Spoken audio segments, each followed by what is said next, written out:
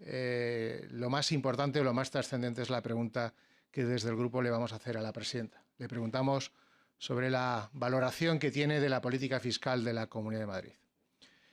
Hoy los españoles somos un 11% más pobres que hace un año. Un euro de hoy nos da para comprar mucho menos de lo que podíamos comprar hace 12 meses.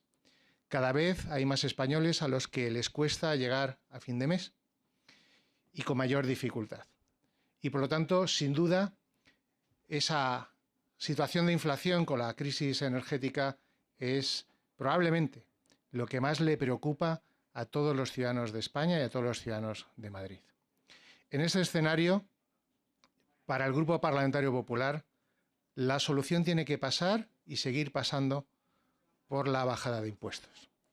Si todos somos conscientes y compartimos la idea de que bajar impuestos lo que hace es fomentar el crecimiento de la economía y subir los impuestos, al contrario, lo que hace es frenar el crecimiento de la riqueza, en un momento en el que además se acercan nubarrones y hay mucha gente, muchos expertos que plantean que va a haber recesión, lo normal, lo lógico, digo yo, es que bajemos impuestos, porque lo que hay que hacer es precisamente promover el crecimiento.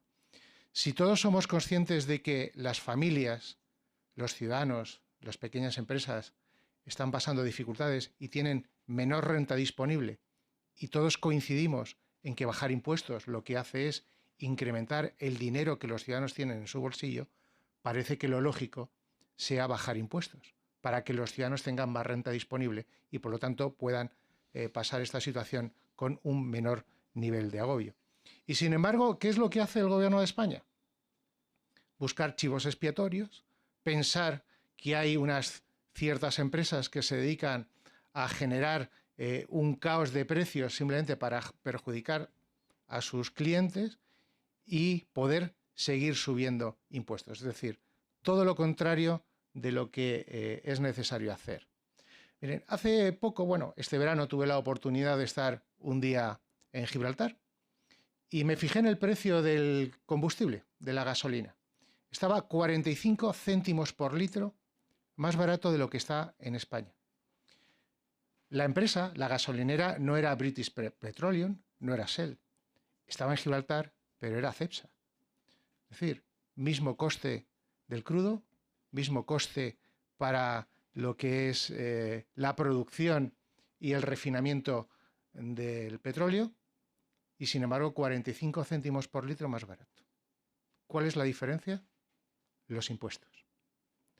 Por lo tanto, es indudable, es innegable, es indiscutible que lo que tiene que hacer el Gobierno de España es bajar impuestos.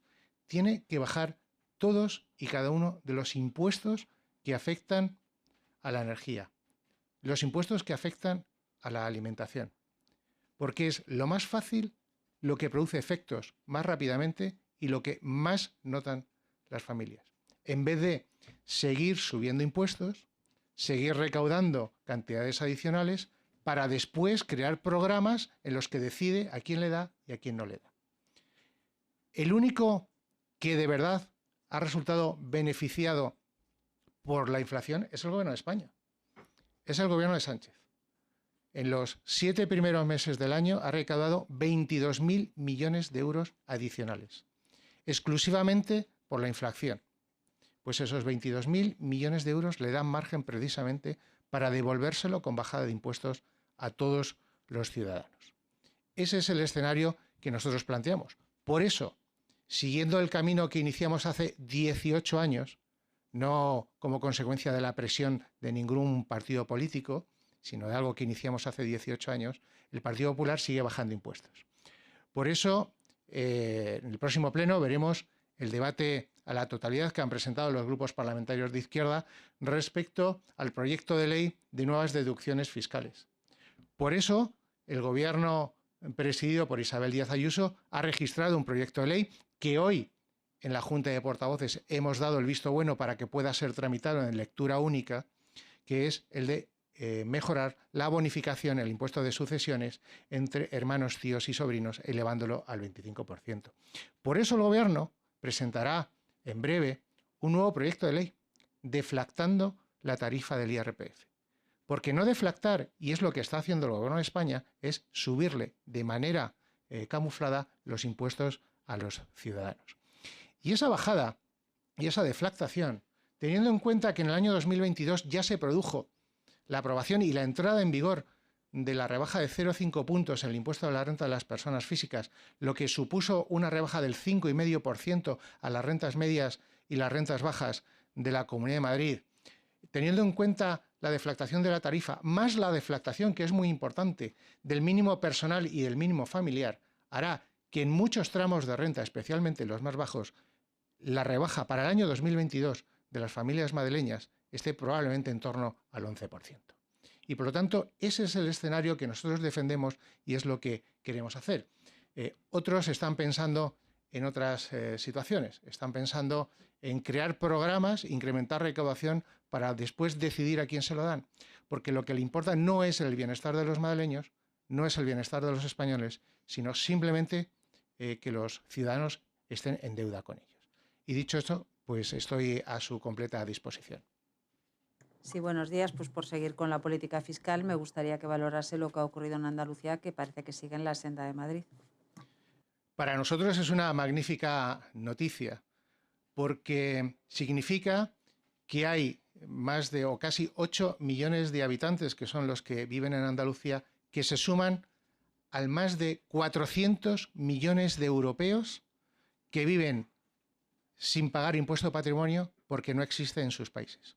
Por lo tanto, 8 millones de andaluces que se suman a una situación idéntica a la de más de 400 millones de europeos, incluyendo Madrid. Es una magnífica noticia porque es un impuesto injusto. Es un impuesto que, por ejemplo, en Andalucía significa el 0,6% de su recaudación. Y por lo tanto es un impuesto que desde el punto de vista de la justicia tributaria, desde el punto de vista de la justicia intergeneracional, es profundamente injusto. Desde ese punto de vista estamos absolutamente convencidos de que será de enorme utilidad para el despegue económico de una región tan importante como Andalucía. Y como ha dicho la presidenta, lo que es bueno para los andaluces es bueno para España. Y lo que es bueno para España, sin duda, es bueno para Madrid. Y yo le tengo que agradecer además al señor Lobato la reflexión que ha hecho respecto al posible traslado de millonarios entre regiones por el efecto de la existencia o no del impuesto de patrimonio, porque acaba de desmontar la falacia que ha utilizado la izquierda y todos los presidentes autonómicos respecto a la política tributaria de la Comunidad de Madrid. Porque los presidentes autonómicos socialistas, empezando por ejemplo por el señor Ximo Puig, presidente de la Comunidad Valenciana, que ha sido el que más ha sido beligerante respecto a la política de Madrid, nos ha llamado paraíso fiscal, diciendo que lo que hacíamos era competencia desleal y que eso generaba mucha movilidad de millonarios entre comunidades autónomas y que eso lo que hacía era descapitalizar a otras regiones. Bueno, pues el señor Lobato hoy ha dicho que ese movimiento no se da, que es falso. Pues entonces, si no se da y es falso, los presidentes autonómicos del Partido Socialista están mintiendo. Nosotros ya lo sabíamos que estaban mintiendo. Es decir, lo que supone la política autonómica de Madrid en materia impositiva no perjudica a nadie, porque lo que hacemos precisamente es incrementar nuestra recaudación, porque generamos más riqueza, y cuanta más riqueza generamos, más aportamos al sistema de financiación a través de los fondos de solidaridad, especialmente el Fondo de Garantía de Servicios Públicos. Y por lo tanto, yo agradezco la sinceridad del señor Lobato, que ha puesto de manifiesto que ese discurso de la competencia desleal y del dumping fiscal es una mentira socialista. Sí, dos preguntas, portavoz. En primer lugar, sobre su reflexión sobre el precio de la gasolina de Gibraltar. Me gustaría saber si este portavoz considera que es un modelo deseable el sistema fiscal similar al gibraltareño. Y en segundo lugar, le quería preguntar por la situación de los vecinos de San Fernando de Henares. Creo que ayer hubo una reunión entre la consejería y los vecinos afectados. Se les transmitió que el contrato de emergencia que se había firmado para atender la emergencia habitacional de esos vecinos había expirado y que a partir de ahora van a recibir una cantidad menor a la que venían recibiendo para hacer frente a una alternativa para poder vivir bajo un techo. Entonces me gustaría saber si es así y qué pasos piensa que debe dar el Gobierno desde el Grupo Popular para garantizar una solución a esos vecinos. Gracias. Respecto a los modelos tributarios, lo importante es que sean acorde a las necesidades de sus ciudadanos. Y lo que es evidente es que en España pagamos muchísimos más impuestos en muchos productos que la inmensa mayoría de los países europeos. Y la energía, la gasolina, es uno de ellos. El gobierno de izquierdas del Partido Socialista con Podemos, el presidente del gobierno, señor Sánchez, la izquierda en esta Cámara, ha sacado pecho, por ejemplo, de la excepción ibérica en materia de poner tope al precio del gas. Y han presumido de que, por ejemplo, en el mercado mayorista el precio del gas ha bajado un 20%. Pero Eurostat acaba de publicar unos datos en los que pone de manifiesto que no en el mercado mayorista, que eso queda muy bien, sino en la factura real que recibimos mensualmente todos los usuarios y todos los consumidores. En el último año, en Francia, la factura de la luz ha crecido un 7,7%. En Alemania, un 16%. En España, más de un 60%. Es decir, la factura de lo que pagamos mes a mes en nuestra factura de la luz multiplica por 8 lo que ocurre en otros países. Eso es consecuencia de una política energética concreta y es consecuencia de los tributos que pagamos en un sitio y que pagamos en otro. Y es consecuencia de una mentira y de una gran falacia.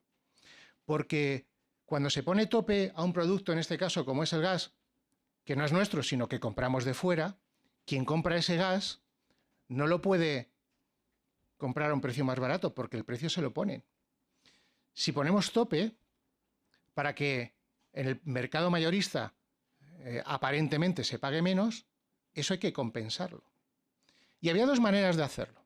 El gobierno de España podía haber cogido esos 22.000 millones de euros de recaudación adicional y haber decidido aplicarlo a la factura de la luz de todos y cada uno de los ciudadanos para bajar el coste real o repercutir esa diferencia del precio del gas entre los consumidores que tienen contratos libres, que es lo que ha hecho y que representan básicamente el 70% de los consumidores. Y por eso vemos cómo en las facturas que están llegando tenemos un concepto nuevo, que es aplicación del Real Decreto correspondiente o también, dependiendo de la compañía, ponen tope de gas. Esa es la realidad. Y por lo tanto, no se trata de compararnos con la globalidad del modelo de un país con otro, pero sí por lo menos ser conscientes de que aquí nos están tomando el pelo. Y respecto a San Fernando de Henares, desde el Grupo Parlamentario Popular somos absolutamente conscientes de las enormes dificultades que están atravesando las familias, del perjuicio que están viviendo. Y por eso nosotros somos conscientes y apoyamos que el Gobierno de la Comunidad de Madrid haga todo lo que tenga que hacer para dar una solución definitiva y lo más rápida posible a todas estas familias. Y creo que la Comunidad de Madrid, en términos generales, lo está haciendo. Yo tengo que recordar que si ha habido retrasos en muchos casos es como consecuencia de que el propio Ayuntamiento de San Fernando de Henares, cuando se le empezó a trasladar la necesidad de declarar ruinas, tardó en muchos casos 6 meses en resolver los expedientes. Pues son 6 meses de retraso que sufren las familias. Es verdad que ahora estamos en un momento en el que sí han acabado lo que son las órdenes de emergencia. Pero eso no es voluntad del Gobierno de la Comunidad de Madrid, es una cuestión legal. Es imposible darle prórroga legalmente a ese tipo de orden. Y para dar solución, ¿qué ha hecho la Comunidad de Madrid? Porque las cosas hay que contarlas exactamente como son. Como todas esas familias van a tener que recibir y los expedientes están abiertos, en algunos casos falta todavía que se presente alguna documentación, pero tienen que someterse a las indemnizaciones por responsabilidad patrimonial que va a tener que pagar la Comunidad de Madrid, en la cual va a ser absolutamente generosa. Lo que ha hecho la Comunidad de Madrid para suplir y poder compensar la imposibilidad de continuar con las órdenes de emergencia es adelantar los pagos de lo que les correspondería a esas familias por la responsabilidad patrimonial. ¿Y qué han hecho? En función de los índices conocidos y oficiales de precio de alquiler en la zona, de momento compensar a esas familias con ese mismo importe. Resulta que el importe de alquiler en la zona medio está en 800 euros. Pues eso es lo que va a pagar la Comunidad de Madrid a esas familias para que puedan pagar el alquiler. Pero es que además de eso, cuando se resuelvan de manera definitiva todos los expedientes de responsabilidad patrimonial, se les pagará y se les indemnizará de manera generosa por el importe de las viviendas que han perdido, más todos los costes adicionales que están teniendo, incluyendo los alquileres. Por lo tanto, yo creo que desde ese punto de vista la Comunidad de Madrid está haciendo todo lo que puede hacer.